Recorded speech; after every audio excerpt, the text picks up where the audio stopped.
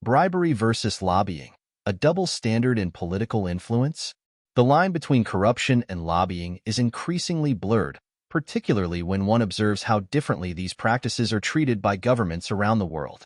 In Washington, D.C., lobbying is institutionalized and even celebrated as a mechanism for democracy in action, whereas bribery is condemned and punished.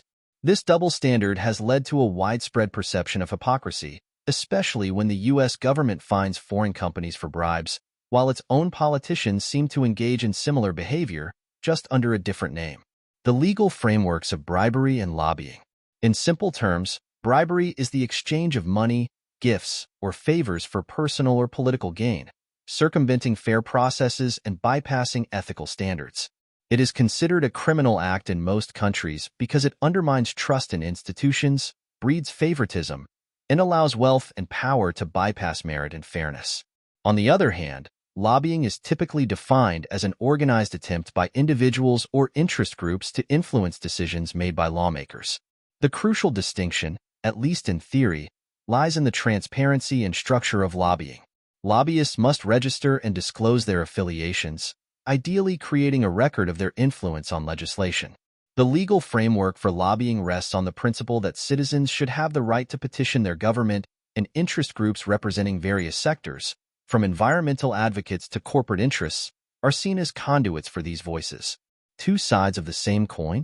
While the legal distinction between bribery and lobbying is clear on paper, the practical reality is often murkier. Critics argue that lobbying, especially in the United States, operates as a sophisticated form of legalized bribery.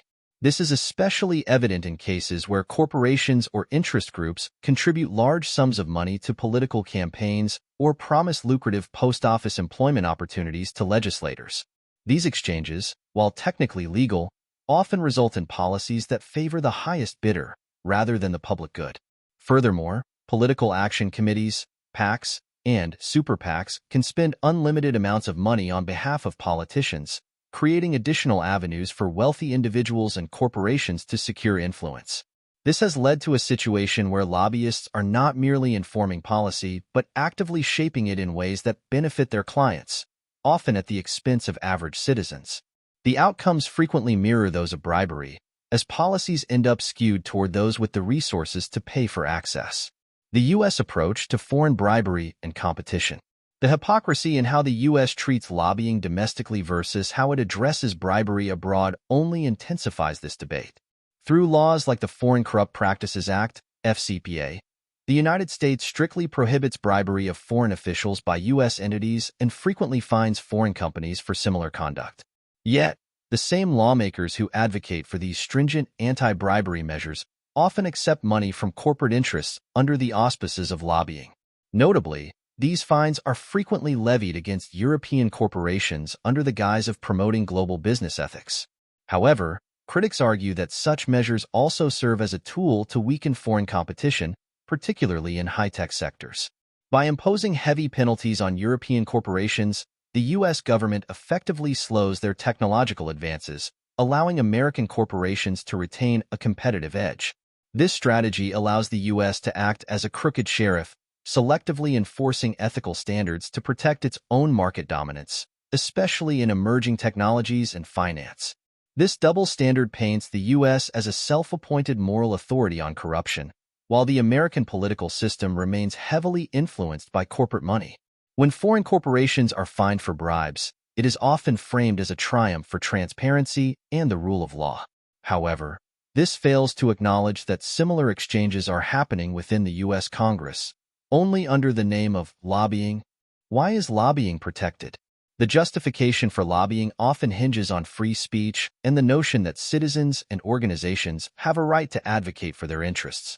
In a democracy, representatives are supposed to be accountable to the people, which includes hearing from diverse perspectives, including those of business groups, unions, and activist organizations. Ideally, this creates a system of checks and balances where no single entity can dominate. But in practice, powerful corporate interests with deep pockets often drown out smaller voices. The system's defenders argue that eliminating or even strictly limiting lobbying would inhibit important sectors from participating in the legislative process, risking economic and political consequences. But when this right to participate translates to million-dollar campaign contributions or cozy job offers post office, it raises the question of whether lobbying is serving democracy or hijacking it. The cost of influence on democracy. The disparity between bribery and lobbying, therefore, is not just a matter of semantics. It's a question of how influence is bought and sold in the political arena. By sanctioning certain forms of influence as lobbying while condemning others as bribery, political elites have effectively created a system in which wealth can legally drive policy, undermining public trust in democracy itself. This hypocrisy is a growing concern for many who see the DC cartel of lobbyists and politicians as creating a pay-to-play environment where lawmakers are more beholden to donors than to constituents.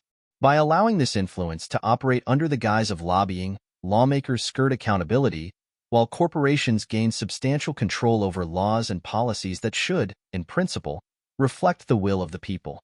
Conclusion. The difference between corruption and lobbying, as practiced in Washington, D.C., often comes down to presentation rather than principle.